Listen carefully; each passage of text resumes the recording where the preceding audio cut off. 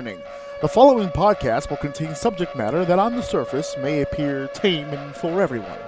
We here at Orsini's Uncensored Mind can assure you that it will not be. You will hear adult language. We will have a complete disregard for your feelings and emotions, and we will have zero restraint on the opinions shared on this show. There will be no safe spaces available for anyone listening. So, if you're one of those individuals offended by literally everything, this is not the fucking show for you. Look, I'd consider myself a realist, all right? But in philosophical terms, I'm what's called a pessimist. Okay, what's that mean? Means I'm bad at parties. I think human consciousness was a tragic misstep in evolution. We became too self-aware. Nature created an aspect of nature separate from itself. We are creatures that should not exist by natural law. Well, that sounds god-fucking awful, Rush. We are things that labor under the illusion of having a self. This accretion of sensory experience and feeling. Programmed with total assurance that we are each somebody. When in fact, everybody's nobody. I think the honorable thing for our species to do is deny our programming. Stop reproducing. Walk hand in hand into extinction. One last midnight, brothers and sisters opting out of a raw deal. So, what's the point of getting out of bed in the morning? I tell myself I bear witness.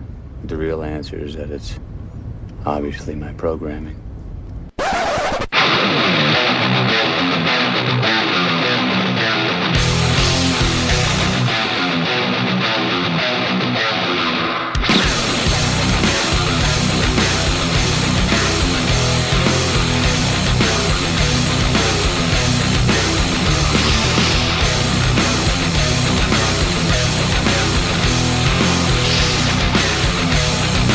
Welcome to Orsini's Uncensored Mind, and now your host, AJ Orsini. How the hell is everybody out there? This is your boy, your main man, your Jack Soul brother from another mother. This is your host of Orsini's Uncensored Mind. I am AJ Orsini, and I am bequeathing yet again onto all of you another wonderful episode of OUM. This is episode 95, and I got to talk to you guys, and I got to be real with you right now.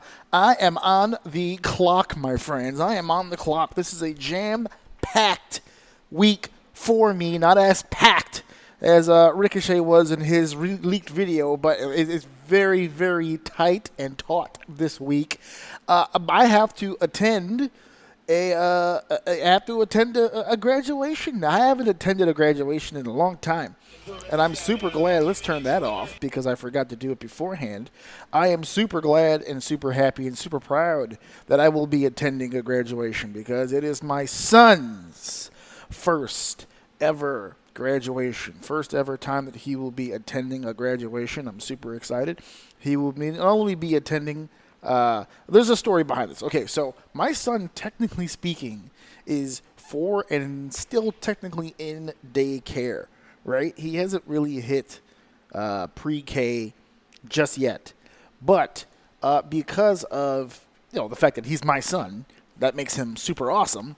And he did not do well with his age group very, very early on, meaning when he was 2, he didn't do well with 2s.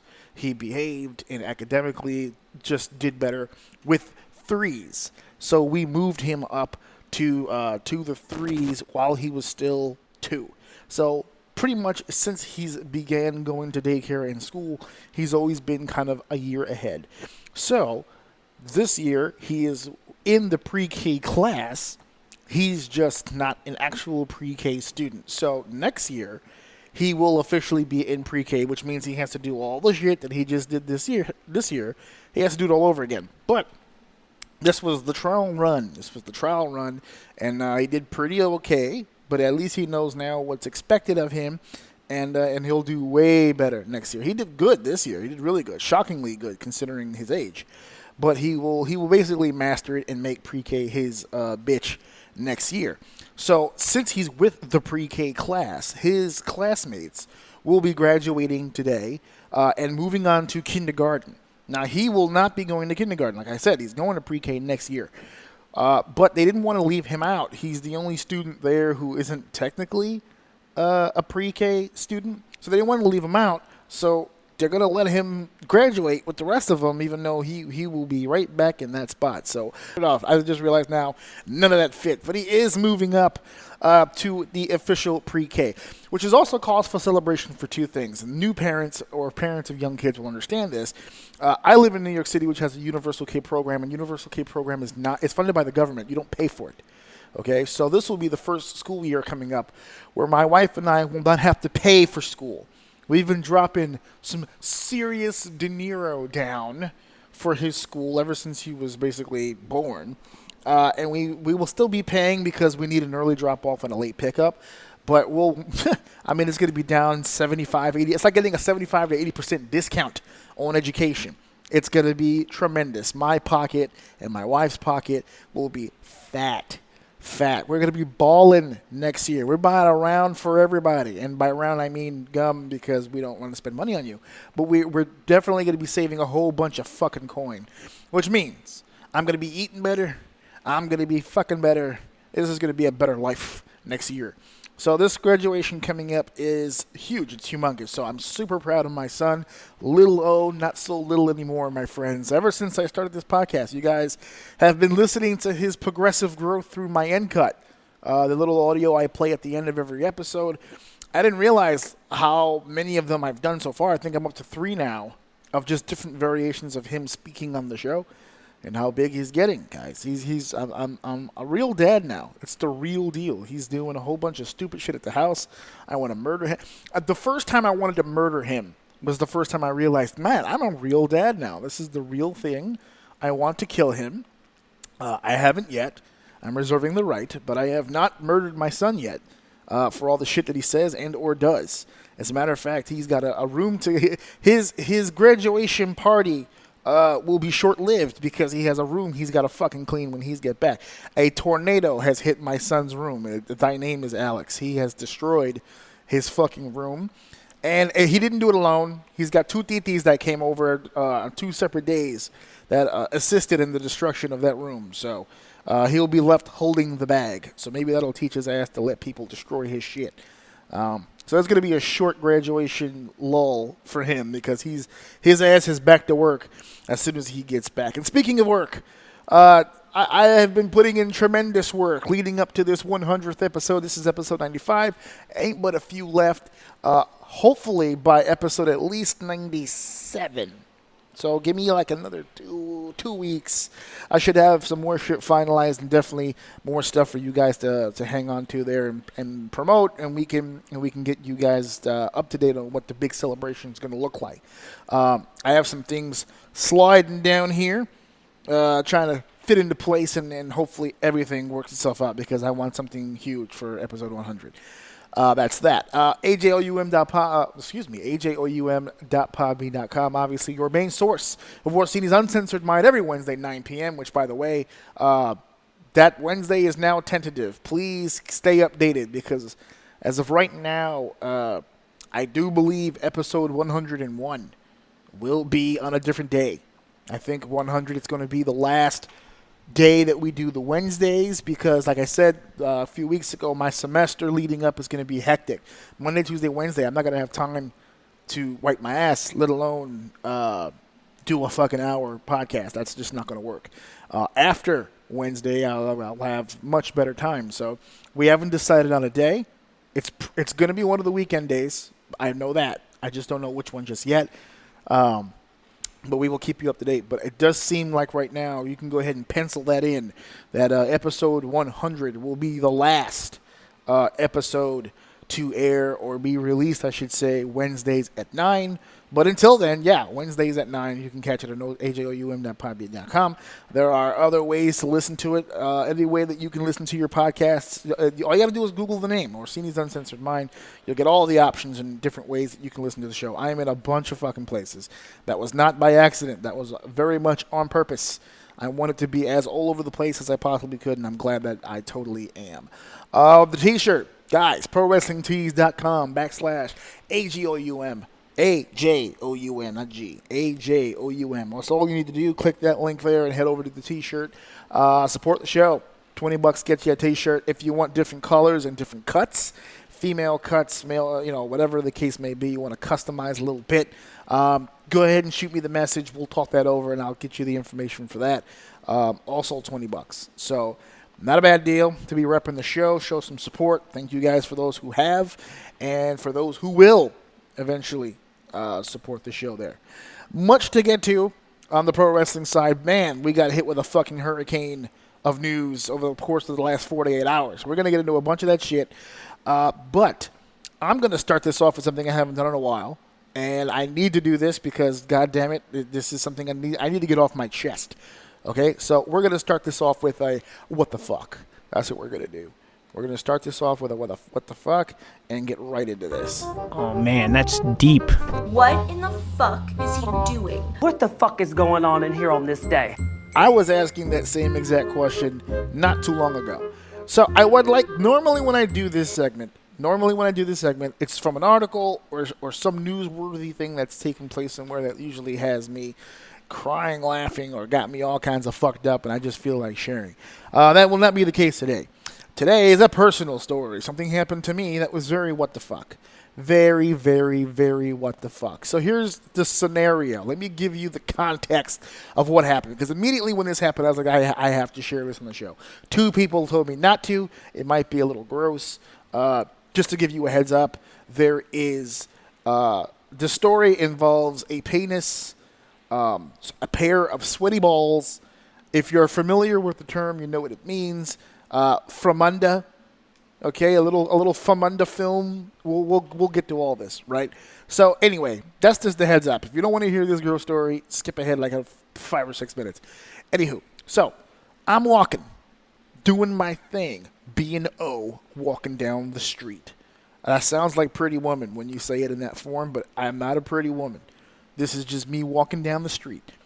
I'm going to the bodega. Gonna grab myself a sandwich, because that's what I do from time to time. O's trying to cut down on the weight, so he's trying to eat the healthy foods, okay? The lettuce, tomato, some cold cuts, get myself a nice wheat bread, okay? Trying to trim down on the carbs.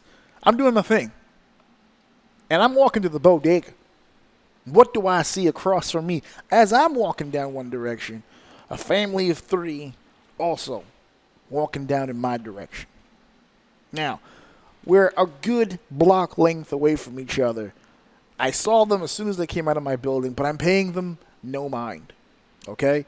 It's a family of 3 kids, 1 girl, 2 boys. The mom's on the phone. They're walking down the street. Asian family, right? Everyone's playing, laughing, have a good time. I'm looking up. I'm looking down at my phone. I'm looking up. I'm playing this new game, Idle Miner. What is it called? Idle Miner Tycoon. Very addictive. Very addictive. It's consumed a lot of my time recently. It's been a great de-stressor since I haven't had classes this summer. So I'm up. I'm down. I'm looking up. I'm looking down. Right? All of a sudden, the 2 boys are battling back and forth. One slightly taller than the other. He must be the older brother. Okay, so the older brother is messing with the little brother. Little brother ain't no punk-ass bitch. He's fighting back. There's a struggle. It seemed playful at first, but then it starts getting real. We got elbows. We've got noogies. All the classics. And all of a sudden, the older brother balls his mighty fist up and takes a clean shot to little brother's ribs. Bam! Clocks him straight in the ribs. Little brother didn't even fucking see it coming. And you can tell that it was a clean, just perfect fucking shot right to the fucking ribs. Because you could hear like we're walking towards each other, but I'm still a good distance. But you can hear the you know that sound when you can literally hear the air leaving a body when it gets hit.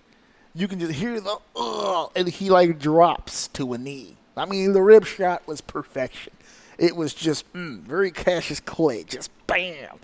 And the older brother was like real G about it, right? So he hits him in the fucking. Oop, I'm over here mimicking with my hands here. He fucking right. So he gets him clean shot. Bam, hits him right in the fucking ribs, and never breaks his stride. He cracks this kid in the ribs, and he just keeps it fucking moving. He's walking. He's not even in a rush, giggling. Ha ha ha ha. Little brother ain't feeling that shit. Holding his fucking ribs just down to the one knee. He got buckled, and you can see this red-eyed, just flushed and flummoxed face on this little dude. He had, right before Akuma hits Raging Demon, he hits that fucking pose, that leg out, just fist out, like fucking pose where he just, Okay, now it doesn't help that this was an Asian family, so that sounds like a racist description, but he looked very Akuma-like, right before he hits Raging Demon. He's down on the one knee. He's looking up at his brother, and you could just see in his face that he wishes death upon his older brother. You could just look in his eye, and you can just see that he wants his brother to be punished, and to suffer very much like he has been punished and is suffering as well. And I swear to God this happened. This is a true fucking story. Right before I can pass this family to go to the store, because I'm keeping an eye on this situation, because it looks like little brother's about to do some stupid shit. Sure enough, while he's down on the one knee, he uses his thumbs to give you a description of what's happening here on the sides of his pants, and starts to yank him down a little bit. Okay? And he takes his right palm, goes into his drawers, and starts rattling around his beanbag. Okay, he's just shaking his maracas around. Okay, and I know that he's doing it. You want to know how I know he's doing it? Because it's not in the pants. He literally has his balls and his dick, his franken beans. Okay, his logs and nuggets is right here in his hands, outside of his. Like, he got so deep. He's in taint territory here. And to get that deep with the arm and all that stuff, his meat and everything is just on full display. A silver platter, if you will, just right here on the fucking sidewall. And he's getting under, I'm talking fingertip to fucking wrist. He's got the whole hand just glazed from all of a day's work on his balls. It is on his hands, okay? Middle fingertip to wrist, pinky tip to thumb tip, full fucking hand, just from under cheese, just all of a day's activity right here on his tainted balls, right here on his fucking hand, okay? With his left hand, after he fucking glazes and he loads his weapon, okay, he starts to rise again, and with his left hand slips his meat back into his drawers. And he starts speeding up towards his brother. And I can already see what's about to happen. Or at least I thought I knew was going to happen. I thought was going to happen because he was just, his hand is glistening in the sun now. I thought he was going to go over the top. I thought he was going to actually come up over the brother's head and just wipe all that shit on his face. And I thought, man, how gross is this? I can't turn away. It's like a car crash. I got to watch this. I thought he was just going to rub all that ball grease, all that testa juice, all over his fucking face. And I was wrong, my friends. What he ended up doing is he started speeding up towards his brother. His brother never saw this shit coming. He didn't go in front of him. He didn't go over him. This motherfucker took his right hand, cocked it all the way the fuck back, and without breaking a single stride, he swung his fucking hand over to the side of his brother's face from behind so fucking hard. The big brother fucking fell he crumbled to the fucking ground, grabbing his fucking face. He had this stunned look on his face, like he felt like he got hit with a bat. I've never seen a person that small swing his fucking hand that fucking fast, and he caused so much damage. I mean, the fucking handprint, red face, it caught Mom's attention. That's how it made the loudest fucking smack sound I have heard in person since I witnessed Dan Moff chop someone in the corner. It sounded like a fucking gunshot. And I guess because of the momentum and the ball juice, he had a wet, filmy hand. So it's not even like the physical pain alone of just being slapped that fucking hard. Like, it sounded like he cracked a whip. He hit him so fucking hard in the face. It's also now the fact that he's got this juice and all kinds of shit all over his fucking hand. So now it's disrespectful. Now you're in a whole nother category over here. Now you're just fucking with this kid. This was the most disrespectful shit I had ever seen in my life. If I had the balls to mimic it, I think it would be the ultimate comeback from someone putting their hands on you. Gals, he didn't just grab. I mean, he rubbed. He went side to side. He got all that shit. All of a day's work right there in his tainted balls all over. There might have been, I don't know, but there should have been little mini hairs on it. Or I don't know if he has. I couldn't tell, really. I know it was his Franken beans. I know that. I couldn't tell if he had much bush. Asians, in general, don't tend to get much bush, you know. But that was the most disrespectful shit I had ever seen in my entire life. In my entire life. I had never seen anything so fucking disrespectful in my life. So I wanted to share that with you guys because that is an amazing what the fuck segment. Anywho, much more to discuss here. We can move on to the next thing. Enough with ball film and juice and whatever and the what's-its. There's much. I already kind of hinted at something earlier, and I guess we can get more into it now. We have yet another pro wrestler with a leaked video. Unfortunately, it is not a female this time. It changed it up, a little equality on the sex tape. On the sex tape entertainment world here. We're getting a little diversified, 2019 and all. And we've got a guy. For those of you who didn't hear recently, Ricochet's video hit the nets. Amazingly enough, I know this is going to come as a shock to a lot of people, but I did not look for it. I did not download it. I did not partake in this one. And I think it's kind of why I wanted to mention it. Because I think that was what was so fucking hilarious and yet different about the whole thing. People say sex sells, right? Sex sells. That's what people say. They say, oh, sex sells. Not all sex sells. Because, listen, if it would have been any woman on that roster, and Lord knows that we've had a few, that would have been mainstream news, man. We would have been talking about it. It would have been all over the place, and people would have been made this big ass fucking big deal about the whole deal. It would have been memes and all kinds of stuff. And this particular situation did not go down like that. It was actually pretty looked over. It was like, all right, there's a video. Okay, all right, cool, whatevs. And I think another reason why it was is because it wasn't like he was doing a sex act with another female. What makes it worse is he was kind of doing stuff to himself, from what I understand. Yeah, he was kind of getting in there. I'll give you this. He got in deeper than the kid that slapped his brother did. Because the kid who slapped his brother, I mean, he was all on the balls. He was all on the taint. He didn't get anywhere near the anus from what I saw. Ricochet took it all the way, baby. It's 100% commitment. That's where the prostate is. From what I hear, guys get amazing orgasms from back there. I wouldn't know because that is, I don't like sex that much to be putting shit in my ass. And I'm not suggesting he did. I did not see the video. But a finger is enough of an object for me to say no. And I know that's a medical procedure in some places. Pass. I'm going to go ahead and I'm going to pass on all that.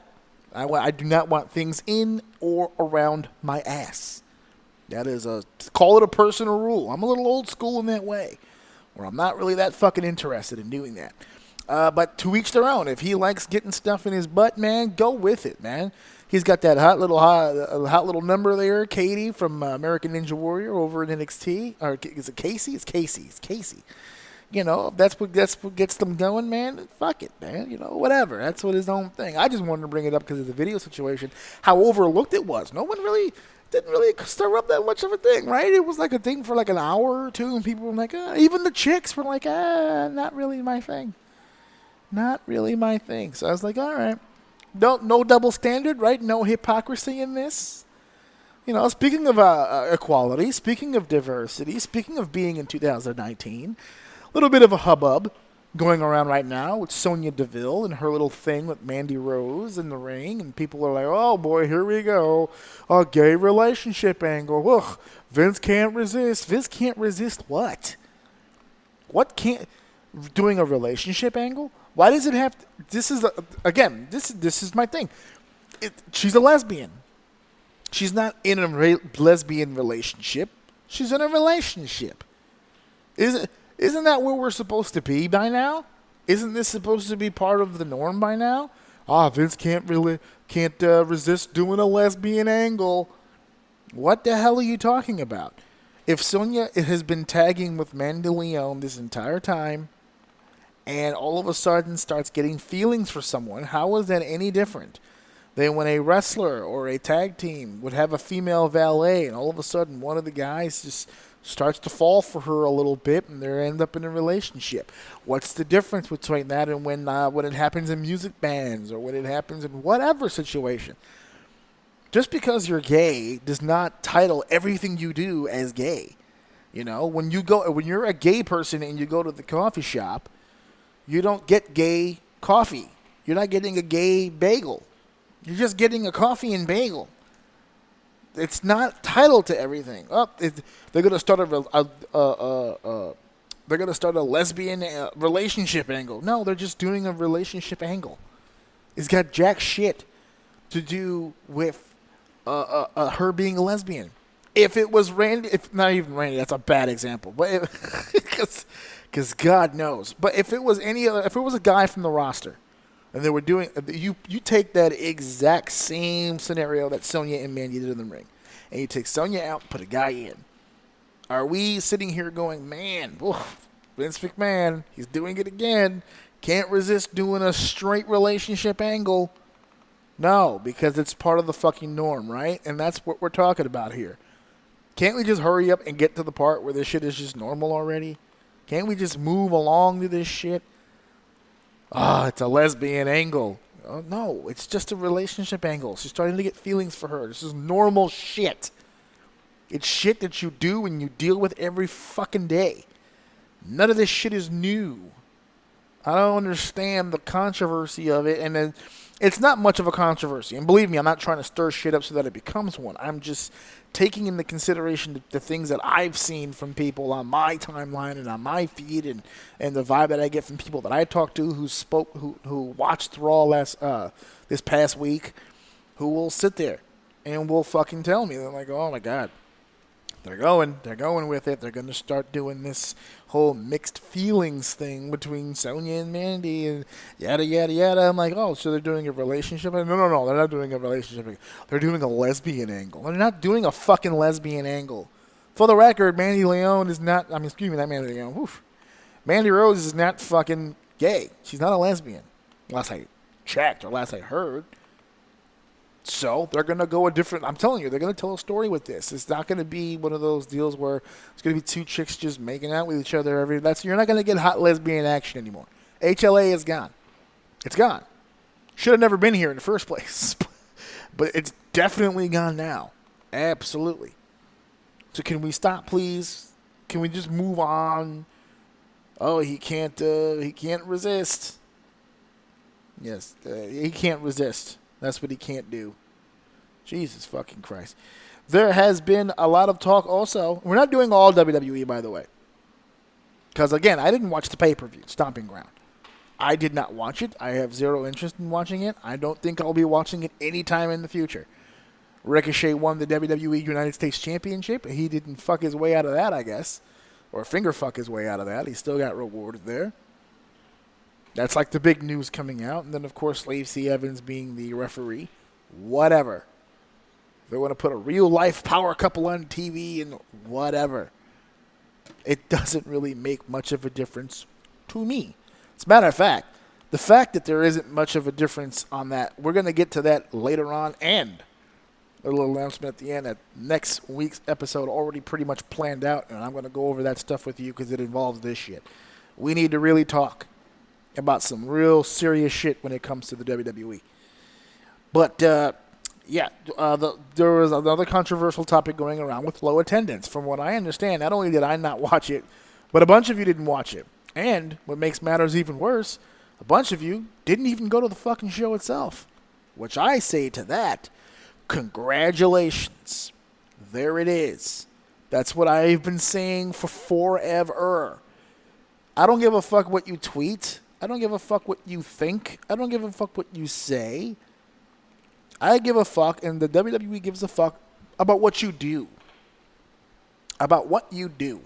Because if you criticize the product, but you still support it, if you tell the whole world that this is the worst wrestling you can possibly see, but you still go, nothing changes. It will never change. I said it 1,000 times on this show. If you continuously keep supporting in spite of your disapproval of how things are, of the status quo, of the product they put out, it will not change. That's why when people get mad when I say the WWE is still the number one company in the world, and we're going to talk more about that later. They will get mad. They're not. Because creatively speaking, and that's where you lose me, because no matter how bad that creative gets, you still go. Well, Stomping Ground proved that you piss off just the right amount of people, and you're going to take a fucking hit. There were people posting up pictures of sections that were sectioned off and other stuff. People say, well, it's not really fair to say that they didn't really do good on their attendance when a lot of the section of the building were taped off. Why do you think they were taped off? They had the tickets on the market. No one wanted them. So they took them off the market. Section it off. Do something creative with it as opposed to just having it be fucking empty. By the way, people are just now coming around to this idea that, oh, well, I couldn't buy a ticket to that section, so that's why it's like that. No. Here's what happens. The tickets that go on sale first, or at least end up becoming the most affordable, are whatever seats are going to be in front of the hard cam. Those are the seats that are the most affordable. Haven't you ever wondered why when you go to Ticketmaster and you start looking around the bowl, that one side of the building is always a little bit more affordable than the other side of the building? That's because the side that's more affordable is going to be where the hard cam is facing, so that at least they know in the back of their minds that if they don't sell the whole building out, at least hard cam will be full. You understand? It's called. I forgot to fucking. It starts with a P. The point is that it makes the entire area seem more full than it was. The same trick, only slightly altered. When they used to do tapings over at the Impact Zone. The Impact Zone would always look like this big, fancy venue on one side of the cam. They didn't even have seats on the other side of the fucking cam. It was like the workers had to work 3/4 of the side of the ring. And that's because you want to give the impression of a big-time major league promotion. AEW doesn't have these issues because they're working buildings, and it just so happens that those buildings seem to be full. So they can use boom cams, they can do all these different angles, and everything still looks the way that it's supposed to look. But the WWE is running out of tricks. And that is a good sign for people who want change, because that is where you will start to see change. If you stop buying I can already tell that the merchandise money has slowed down as well. I have never seen this many merch sales by the WWE. Buy one, get one free. 60% off. Father's Day sale. Mother's Day sale. There was a long block of time where I didn't see any of those. There were never any fucking sales. If anything, the prices kept going up. $20, $25, $29.99, $34.99. Then we got hoodies coming out for $59.99 or whatever the fucking case may be. All of a sudden now we've got 2-for-1 sale. 40% off using this code. If you go right now, WrestleMania sale or a Backlash sale or whatever the fuck it is. All of a sudden, there are all these wonderful sales that are out there. The money is coming down. So if you're looking for an opportunity to see some changes, that's where you're going to get it. AEW is not going to force the WWE to change shit. That's not how this is going to work. AEW isn't going to change a fucking thing right away. Okay? Over time, AEW will be the competition the WWE needs. But AEW right now isn't needed to defeat the WWE because the WWE is defeating the WWE. They're doing everything good to themselves and everything bad to themselves. According to them, they don't really have much direct competition. They're in a league all of their own, and yet still, here we are. For everybody who was wondering, because I said this to a few people, and I don't think they really comprehended what I was saying, so I'll explain it further here. When Double or Nothing was over, people looked at the pay-per-view and they said, wow, what a fucking show. So fucking great. I can't wait to see what happens on Raw to see if they respond.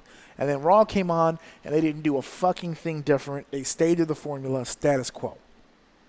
And people took that as, oh, that proves it right there. They can't compete. The WWE can't compete with AEW. AEW is too great. And I respond differently. And I tell people my response is, the reason why the WWE didn't change anything from their formula based on Double or Nothing is because when WWE officials saw Double or Nothing, they didn't see anything special. They didn't see anything that made them go back and say, we need to change this because that company is doing such great business right now.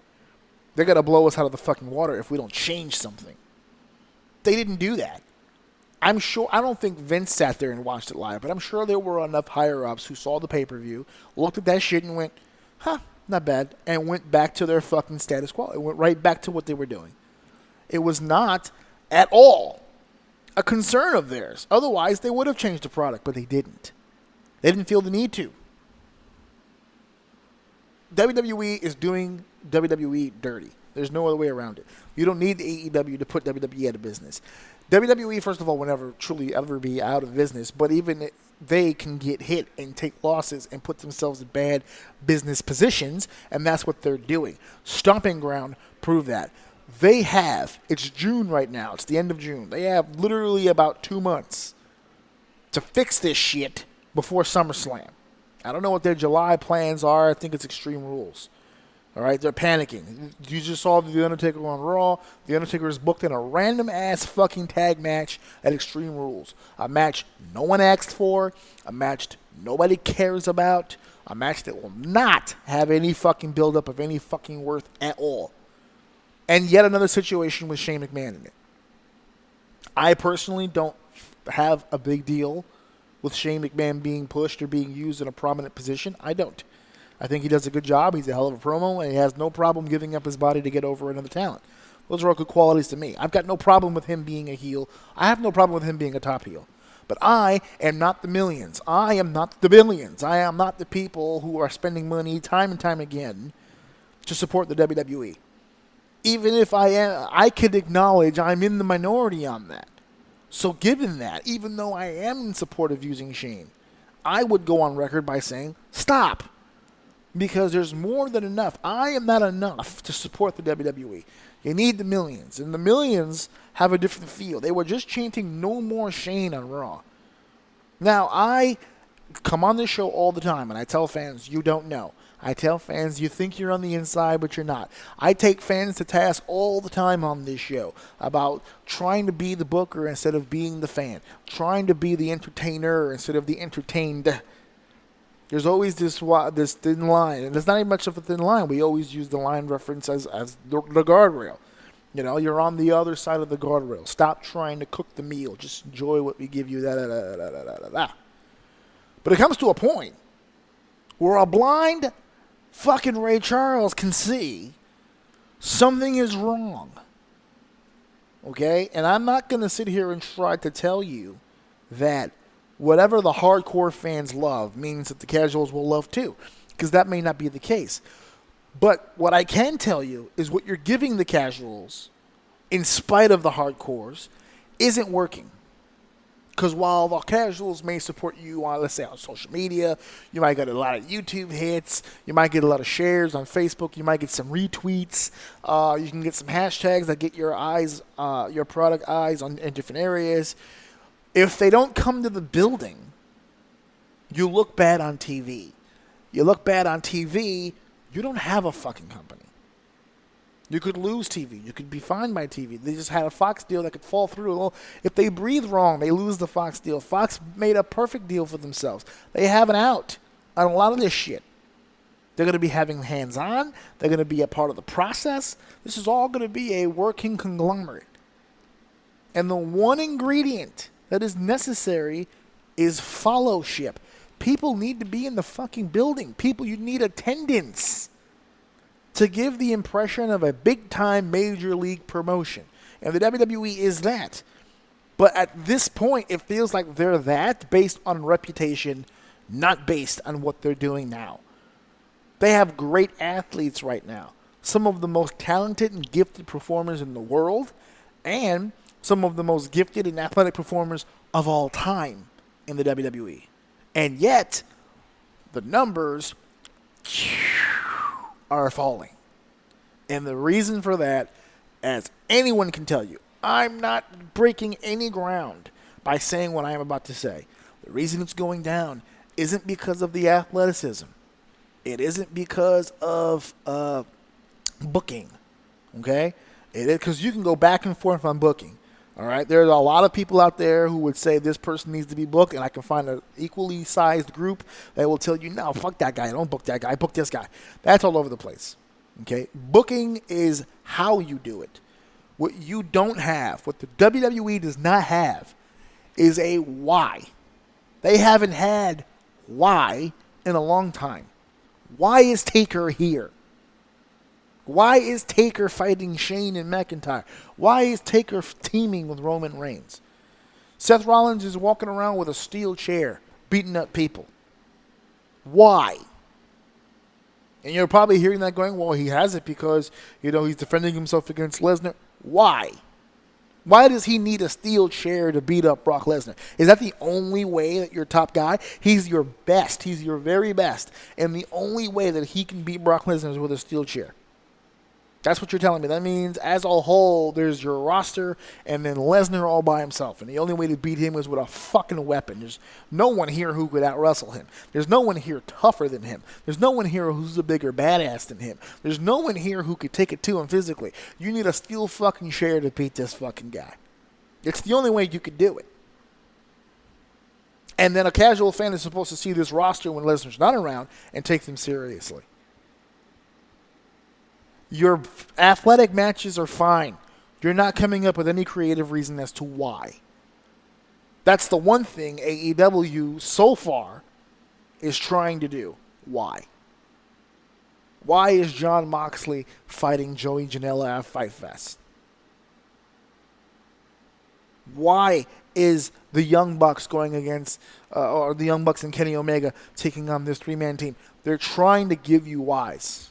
They're trying to give you reasons as to why these things are happening. They're trying. A lot of companies these days, MLW, Ring of Honor, New Japan, they're all trying to tell you why. Which is why these other companies are going up. And the WWE is either plateauing or going down. Which leads me to the next and final piece. I had other things that I wanted to get to, but I feel, based on that rant that I just gave you and the one that I'm about to give you, I may run out of time. But yes, we're going to talk Seth Rollins and Will Ospreay.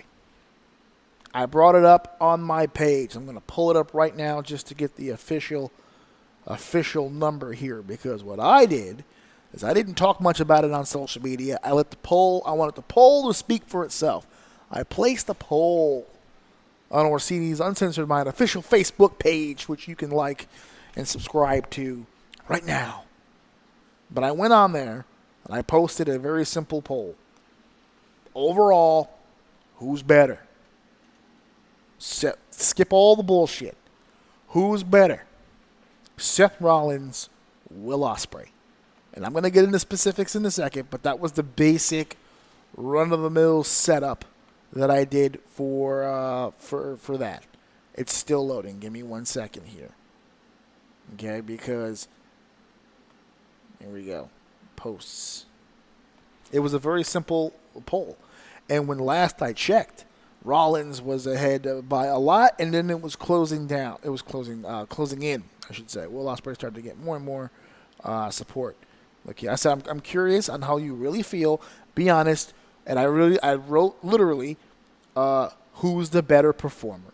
And as it stands right now, as I'm doing this, which is around noon, actually it's going to be 1 o'clock, 55% Seth Rollins, 45% Will Ospreay out of 154 votes, which is a lot for me, so thank you guys.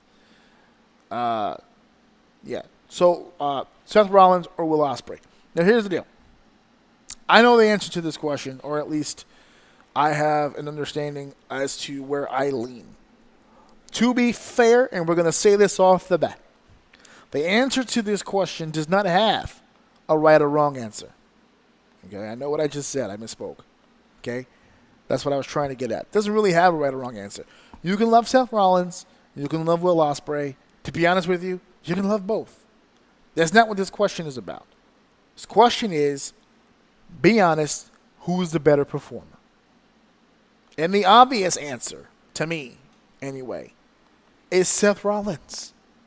And that's not to take away from Will Ospreay. I have to say this up front because people think that if you pick one out of the two, that you automatically just assume that the other one is garbage. That's not the case. Will Ospreay is a once-in-a-lifetime, and I have said this a few times, once-in-a-lifetime type of athlete. He's not the biggest guy, but his technique, his ability to perform the maneuvers is out of this world. It's freakish. It's ridiculous how good he really is. He's once in a lifetime. But he is not a great all-around performer. He just isn't. Not in comparison to Seth Rollins. And I know people can say, well, then you haven't seen his work over the last year. I've seen it all. I've seen all of it. If I had a promotion right now, I would be creaming over myself to get both of these guys. I want both. And together, I think they'd have one fucking hell of a match, to be honest with you. But if you're asking me gun to my head, not even gun to your head, you're a promoter. You get a draft. All right? These are the two obvious picks. You can only pick one, and the other one's going to the other guy. Who are you picking? I'm picking Seth Rollins, which I guess would send Will Ospreay to the competition, which I'm fine with because I've got Seth Rollins. This is an easy one, I think, to me anyway. I used the term, what was it? Did I say full? Is that what that one I said? Full package? He's a full package player, I believe is what I said. I believe that. Talk, work, his ability to sell, his ability to work in matches with small guys, big guys, to work a high fly match, to work a power game match, to work a ground game match. This guy is 100%. Now, the Ospreay thing, the comparisons and the discussion, everything took place based off of one original tweet, or I was actually a retweet from Seth Rollins, who was retweeting some promotional material from the WWE, basically saying, best wrestling in the world, period. That drew some ire from fans. It drew ire from all walks of life, different performers, past and present, just everyone taking their shots. And to be honest with you, people taking their shots at Seth Rollins for saying that is exactly his whole point in all of this. Ladies and gentlemen, when you are supposedly, and I say supposedly because, again, a lot of this shit is subjective. But if you're going to call yourself Monday Night Rollins, if you're going to consider yourself the man, all right, Seth Rollins considers himself the top guy in the WWE. I mean, he considers himself the John Cena, the Hulk Hogan, the Bret Hart, the Bruno Sammartino of the WWE.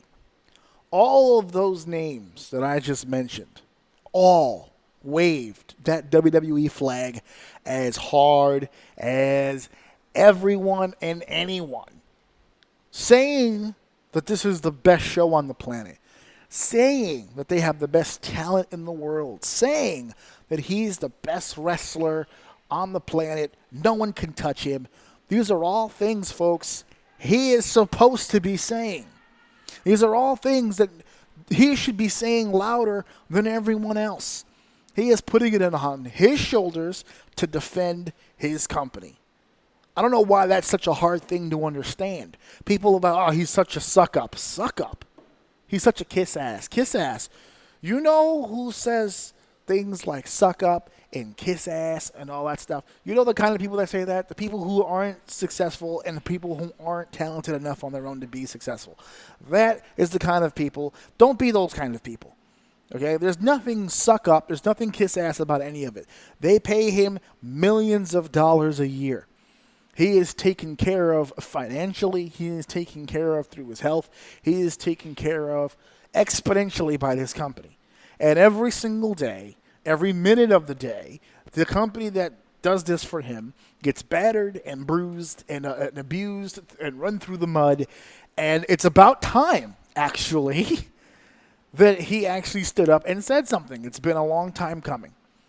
Because God knows somebody should. For some reason, the best tact that has been taken by some of the recent current superstars when it comes to attacking back at criticisms or going back and forth with people has been to take it down a notch, has been to be the better person.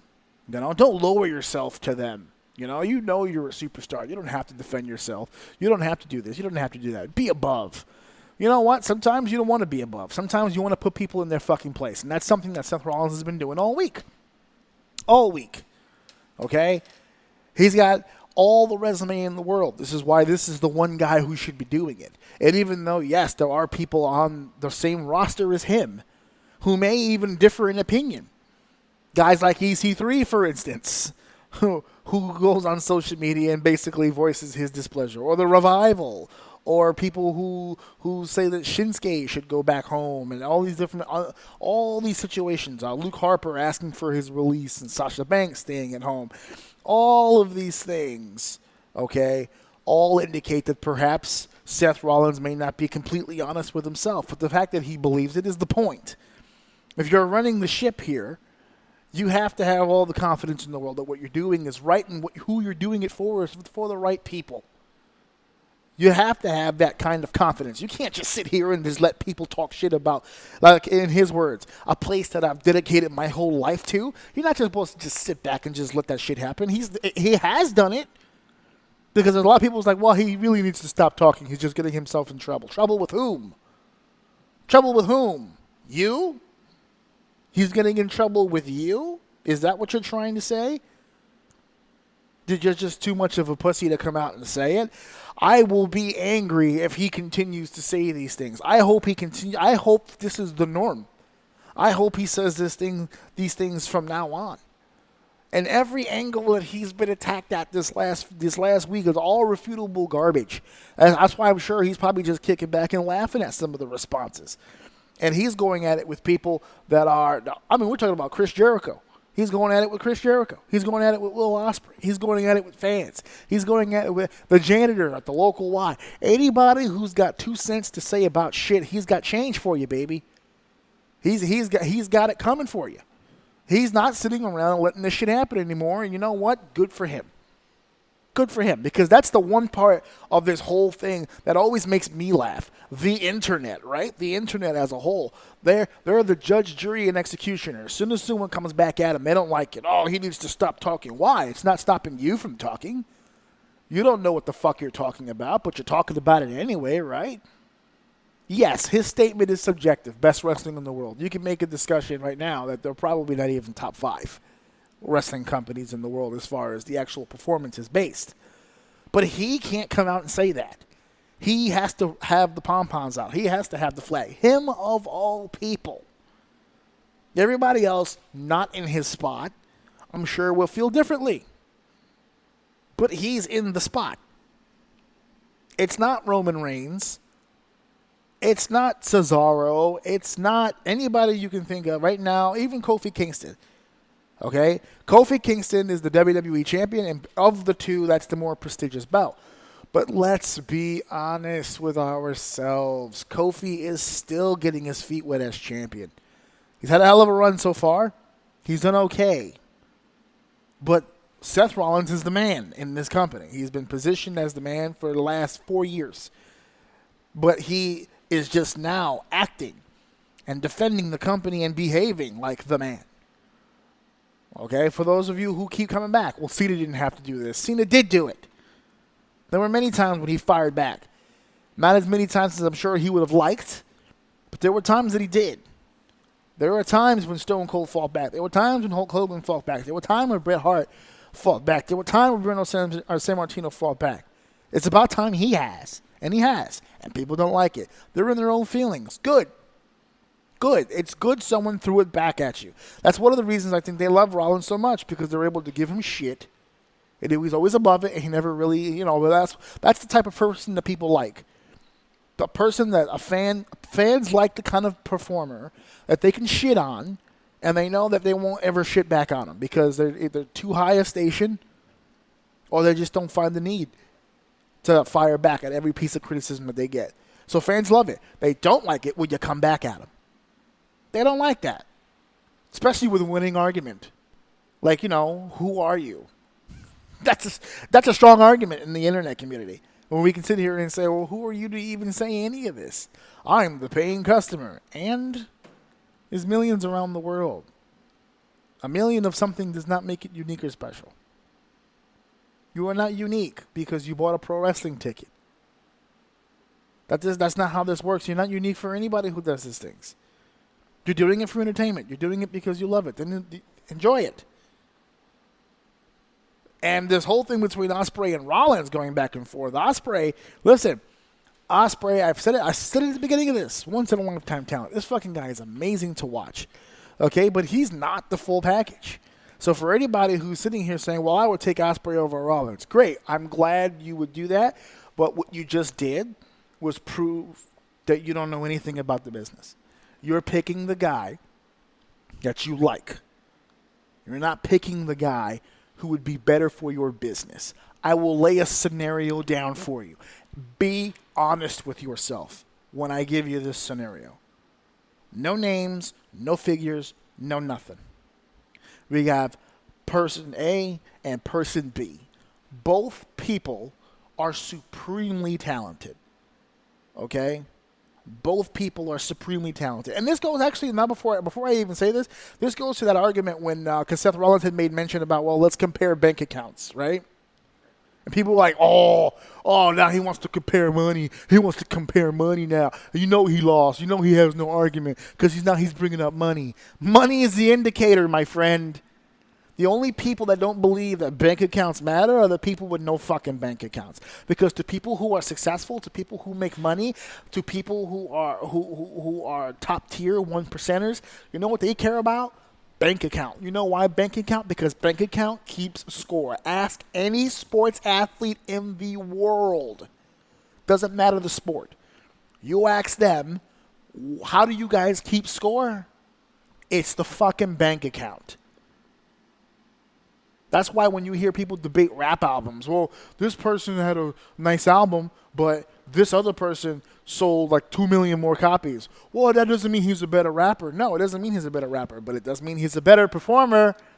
It does mean he's a much more successful performer. That's how success is measured. Success. So let's go back to our little scenario here and be completely honest with yourself. Person A, person B, the two people are very talented. Person A is talented, person B is talented. They are both great. Person A has utilized their talents to earn their employer $500,000 for the year. It's good money. Option B, his talents have generated $1 million for his employer. Both performers are talented. Both performers are fun to watch. Both performers are people will pay to watch. Both performers are good guys behind the scenes. Both performers are willing to help out others and make the brand better. All of them have great qualities as human beings and performers. One has made $1 million for their employer. The other one has made $500,000 for their employer. Who do you pick? If you picked the $500,000 one, congratulations. You just admitted to yourself you're a shitty businessman. That's not how this works. That's literally not how any of this works. Bank accounts matter. They factor in. Should they be the end-all, be-all? No, of course not. There's a lot of dumb motherfuckers walking around here with $1 million fucking deals. But we're talking about two individuals that are supremely talented, very close, considering Seth's size and Will's lack of size. They're actually still very close talent-wise. The only difference is one is time-tested, one is a veteran, and one has generated the funds to be in the top spot. And the other one is younger, and still has some time to go. It could very well achieve the same things that Seth has achieved over time, if given that opportunity. But up until this point, has not displayed even an equal amount of success in any category, to be honest with you. Will's done great for himself in New Japan. He's wrestled all over the world. Here in the States, he's wrestled over, obviously, in the UK and in England, and he's been all over the world. He's a world-class athlete. No one can take that away from Will. He's one of the best. He ain't Seth Rollins. He's just not. And I'm not even going to get into the shit that Seth said about Dean Ambrose, because that's just going to take us down a whole other path of shit. He wasn't wrong about that either. But that's another conversation for another day. I wanted to talk about the Will Ospreay Seth Rollins comparison, because I just think I'm not going to say laughable, but it's an easy one to make. You look at Seth Rollins, what he can physically do, who he can physically do it with, and it's not even fucking close. I was arguing with somebody online. They were like, Will Ospreay has great matches with every single person he's ever been in touch with. Like Seth Rollins has not, right? But they always go to the old, well, he's handcuffed, right? Seth Rollins can't have the match that Will has. We know he's a great athlete, but based on what I can see, the eye test tells me Will Ospreay is a better in-ring performer than Seth Rollins. So I said, okay, let's talk about the handcuffs for a second. I'm about to wrap this up, but let's talk about the handcuffs for a second. The handcuffs matter. You know why the handcuffs matter? We have visual evidence of what Seth can do when the handcuffs are off. You let Seth Rollins dribble a little bit into the Tyler Black area, and you're going to see an awful lot of similar shit that Will Ospreay does. Now you put the handcuffs on Seth, still cranks out good matches. Maybe not with everybody. The Baron Corbins of the world, the Sheamuses of the world, whatever. Right opponent, right situation, he can give you a better match handcuffed than he can with the cuffs off. Again, time tested, we've seen both. Will Ospreay, we've seen him with the cuffs off. And when the cuffs are off, he's one of the best athletes in the world. He could put on a barn burner for you. 5 stars. Doesn't matter the building, doesn't matter the opponent. Put the cuffs on, we don't know. We know New Japan lets him go. We know the companies over in the UK let him go. We know PWG lets him go. We've never really seen him in a situation where he has to pull back and tell a story with his words and entertain the crowd and draw. We've never seen it. So could I be wrong? And can Will Ospreay come out and show us some shit? Yeah. I'm sure it's possible. But we don't. So until we do, my money's on Seth Rollins. Time-tested workhorse. Can go against anybody. Anyway, that's just my 2 cents on the whole situation, and that was some of the stuff that I was talking about over here on the social media stuff and moving forward with that. So, been a hell of a show here. Had a lot of fun. Again, I'm going to give you guys some information on the 100th episode coming up, which is not too long from now. Next week episode. Oh, I was going to tease a little bit about next week. So next week is episode 96. And episode 96 is pretty much already all written out. I got a few things going on over here and over there and over there. I'm going to put all the fuckers together in one nice, neat little package for you guys in episode 96 We're going to wrap it very heavily. It may not be only that. I may leave some room open for some other things, but the predominant conversation for episode 96 is going to be the possibility and the opportunity of a WWE off season. For all we've heard, all the different people say it's impossible, it can't be done. I have a few ideas, and as a matter of fact, I will go on record now and saying I think it very much well can be done, and I am going to have the exact way that you can do it right here next week. I've got a whole bunch of notes. I've run these notes by a lot of people in the business and all the different ideas. I've conglomerated all these different things together, and I will be sharing all that with you next week, Wednesday, 9 p.m. at ajoum.podbean.com. We're going to get down to it. We're going to solve this mystery and this riddle, and I'll have a way to do this so that everybody makes money and everybody's happy. All right? Because I very much well think it can happen, and I will break down for you next week exactly how that can happen. I'm looking forward to it. I know you guys are looking forward to it. Check me out next week, next Wednesday, 9 p.m. Thank you for listening. Thank you for downloading. Thank you for sharing. And, of course, thank you for enjoying. We will see you next week. Graduation time. Welcome to our dirty show. This is Uncensored Mine. If you listen to my daddy show, you should buy me toys. He's a good daddy.